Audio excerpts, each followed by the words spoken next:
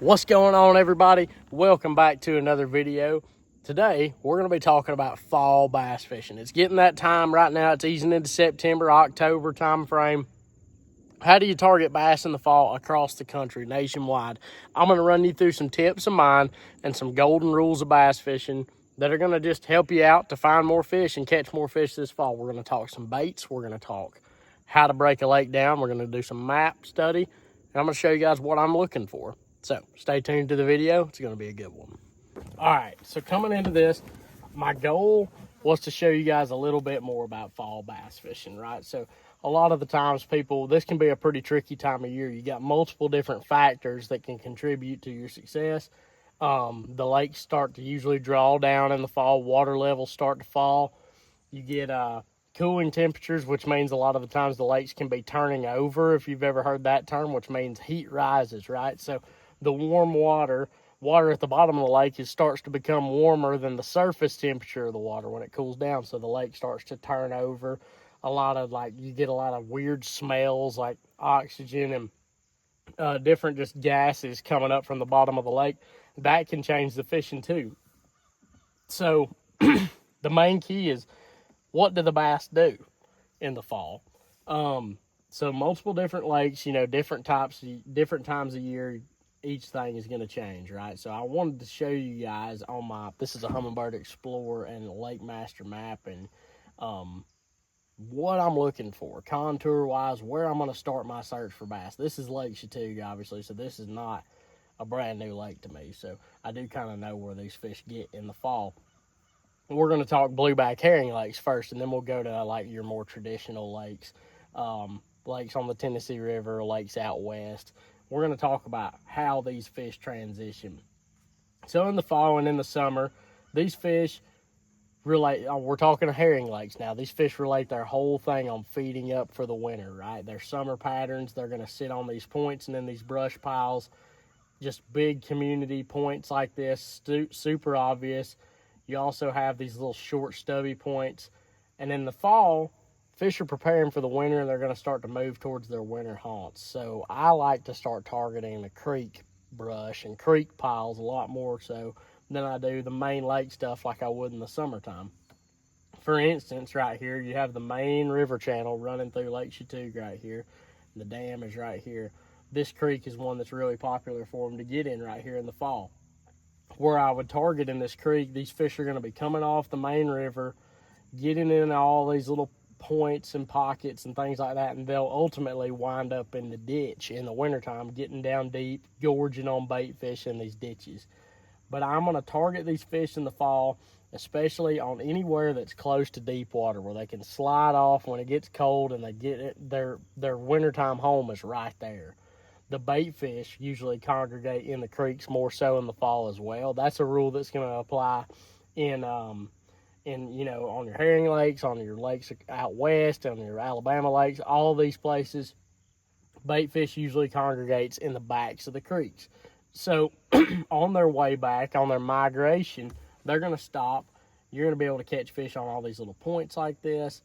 Anywhere that's super deep, near super deep water, like this hard contour change right here, I'm going to look for fish staging up for the winter right there on those little places. Out in open water still, but it's not going to be out here on these big main lake humps like I'm looking for right here out super deep. Places like that, they will get on these shallower places on the main lake, on these herring lakes, but most of the time the creek piles are going to be way more consistent. Target your search around those places. Now let's move. I'm going to zoom out. We're going to go to a different lake. We're going to move down. Let's go east here. Nah, not east. Let's go to a lake that everybody's going to talk about. We're going to go to Lake Guntersville. Zoom out. Let me find him real quick right there. Guntersville, there she is. One of my favorite lakes in the country. This Humminbird is super fast compared to the other ones.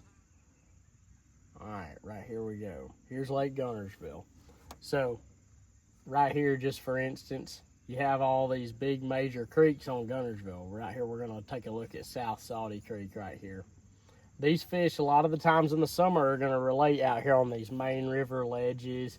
Anything in the creek ledges, like this little turn right here, is one that it's always been a favorite of mine.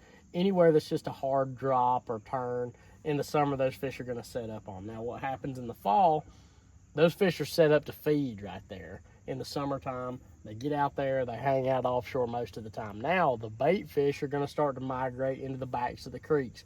You can expect to see these fish moving back. Now, Guntersville has a lot of grass, so these fish are going to congregate on all these flats in the backs of these creeks. You can see big, long, flat points. Bait fish are going to kind of use that as like their little feeding point when the plankton and everything kind of gravitates towards the grass. Just more life, you know, around that grass in the fall. They're going to get back, and the bass are going to relate to all these little high spots. Great place to throw like a walking topwater bait.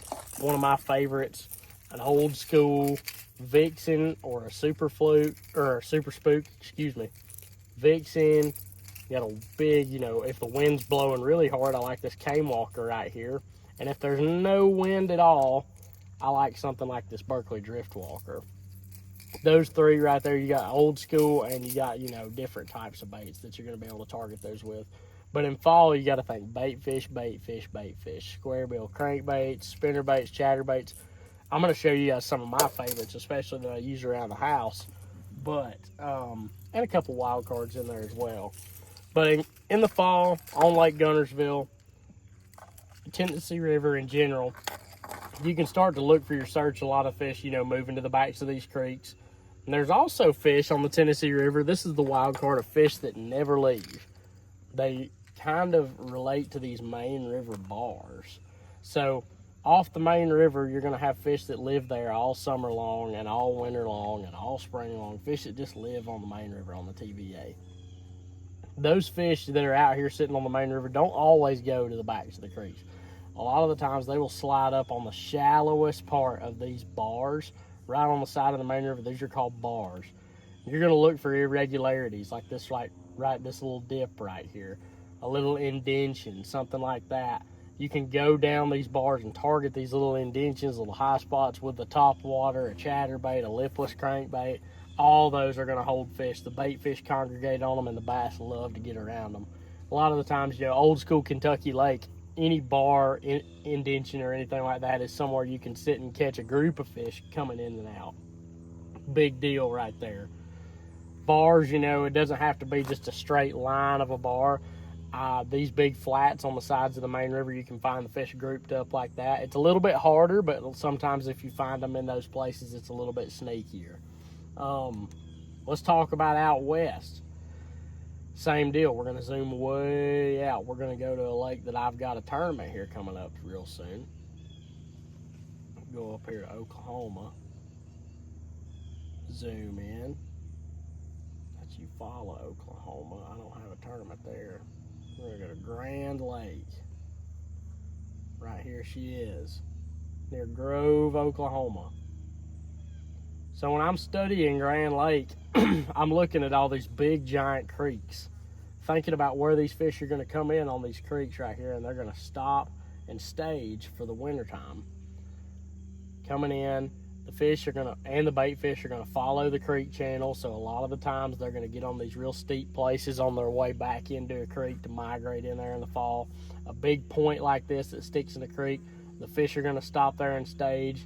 Hanging out with the bass, that's somewhere I'm always going to check. Lake Master Map is really good about showing road beds. So a lot of the times in the fall when the fish start to move around a lot, there's always going to be fish that are going to stop and stage on places. Road beds, any hard cover like a brush pile, a rock pile, anything like that is going to have a really good chance of holding fish in the fall time, more so than it would any other time of year. And it's a good place to catch a fish. Fall time theoretically has been known for tough fishing, and finding good hard cover to catch isolated fish is a big deal. Jerk baits, using forward facing sonar is a big deal. You know, fall time bait fish, like I said, water's dirty or it's early in the morning. I like this color. This is the hanky panky color from Berkley. This is a stunner. This is a junior size. This is a regular size stunner. This can work in dirty water as well. If the sun's shining, you got a lot of flash, or in super clear water. kind of alternate your colors based on the watercolor and what the bait fish look like as well. And for those deep rock piles, deep, brush piles, things like that, hard to beat a jig, man. Put, a chunk or something on the back of it and target these isolated structures with your live scope or without. When the lake draws down a lot of the times, people think that is going to pull the fish out. Sometimes it does, but some fish stay really shallow, get up there to where all the water drawing down is bringing all the food that lives on the bank, your crawdads, your lizards, things like that. They're going to funnel out of those crevices of those rocks and places like that and come out, and it can be a buffet for bass. So that's how I'm going to target my search in the fall, looking at the creeks, looking at migration points based on the creek channels where the fish are going to fall and funnel in and out of these areas, and that's where I'm going to start my search. So we've covered 3 different types of lakes. We've covered the Tennessee River, we've covered herring lakes, and we've covered lakes out west that are just kind of stagnant bodies of water where the fish are going to move. And it's all based around the fall migration of bait fish, where the fish are going to be able to move the least and feed the most. Think about that. Where the bait fish are going to go, the fish are going to stack up on ambush points. Like we have these funnels stack up on these little points right here to feed in them as they come in and out. Target your search right there in the fall. You're going to find a lot more success bass fishing in the fall. So, good luck. I'm going to be doing some fall fishing myself. Hopefully this helps a bunch of you guys out. We'll see you guys out there on the water. Hey, if you guys like this video, please don't forget to like and subscribe and let me know what you guys would like to see next. I'm going to start doing a lot more of these tips and tutorial style videos. Please let me know what you guys would like to see. Anything specific, I'm down to do a video on it. Always going to make some content. Thank you so much for watching. Like and subscribe. We'll see you at the next video.